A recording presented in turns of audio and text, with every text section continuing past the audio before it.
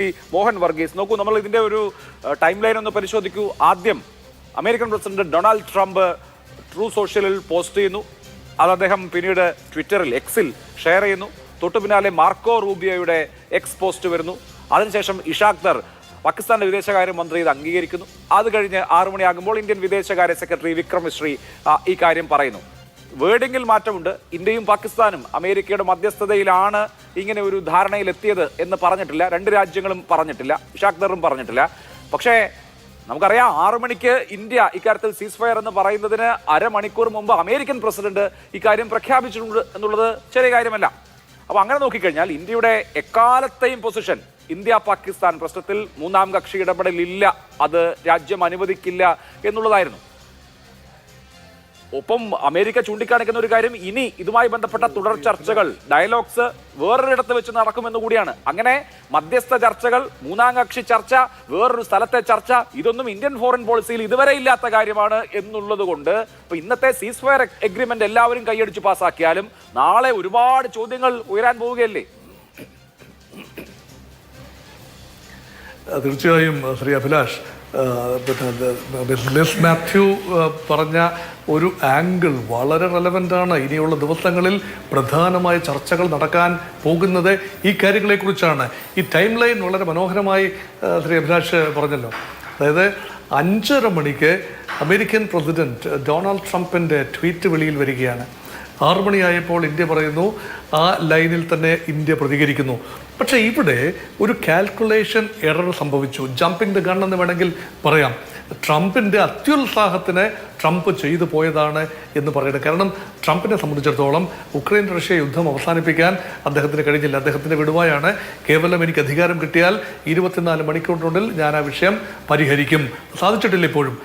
Israel Gaza വിഷയം അത് പരിഹരിക്കാൻ ട്രംപിന് കഴിഞ്ഞിട്ടില്ല.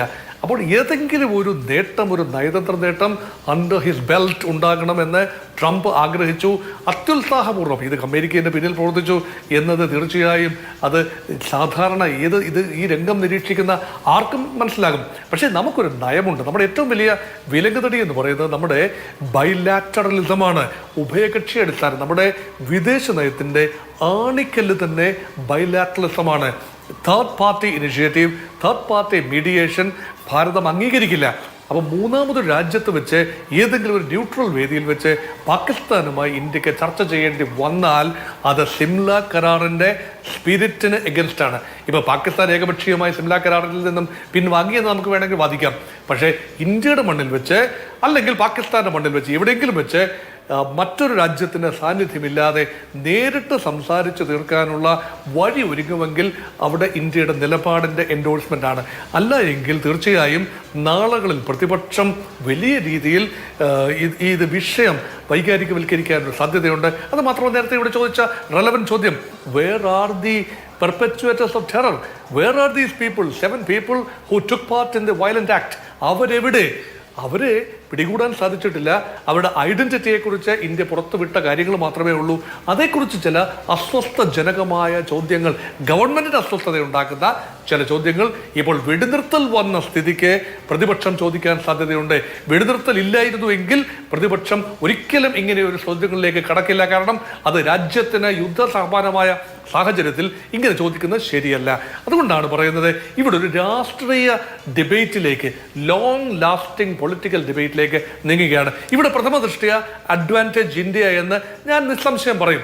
കാരണം ഇവിടെ തരത്തിൽ പാകിസ്ഥാൻ ഇന്ത്യയെ സമീപിക്കുകയാണ് ചെയ്തത്. അതിനുള്ള സാഹചര്യം ഒരുക്കിയതിൽ ഇന്ത്യയുടെ സൈനിക ശക്തിയും നയതന്ത്ര ശക്തിയും ഉണർന്ന് പ്രവർത്തിച്ചു എന്നത് നിസ്തർക്കമാണ്. പക്ഷേ അത് ഇന്ത്യ വിചാരിച്ചുകൊണ്ട് മാത്രമല്ല, പാകിസ്ഥാനെ അമേരിക്ക കാര്യമായി ഒന്ന് ഉപദേശിച്ചിട്ടുണ്ട്, അല്ലെങ്കിൽ വിരട്ടിയിട്ടുണ്ട് എന്ന് കരുതാം. അങ്ങനെയെങ്കിൽ നിങ്ങൾ പോയി സെറ്റപ്പ് ആകൂ, എനിക്കും ക്രെഡിറ്റ് എടുക്കണം.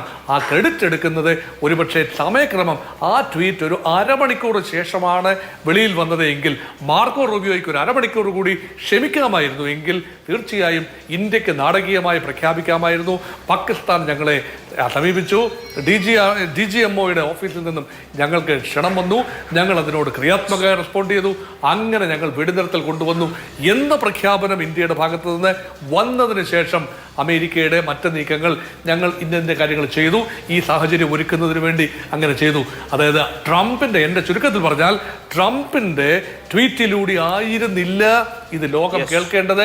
മാർക്കോ റൂബിയോയുടെ പ്രസ്താവനയിലൂടെ അല്ലായിരുന്നു ലോകം ഇത് കേൾക്കേണ്ടത്. ഇന്ത്യയുടെ ഭാഗത്ത് നിന്ന് ഒരു പ്രസ്താവന വരാമായിരുന്നു. ആ അവസരം ടൈമിങ്ങിൽ വന്ന പാളിച്ച കൊണ്ട് ആ അവസരം കളഞ്ഞു കുളിച്ചു. അതുകൊണ്ട് തീർച്ചയായും ഇതിനെക്കുറിച്ച് ആശയക്കുഴപ്പമുണ്ടാകും, ചോദ്യങ്ങളുണ്ടാകും, എല്ലാം സംഭവിക്കാനുള്ള കാര്യങ്ങൾ തന്നെയാണ്. ശരി.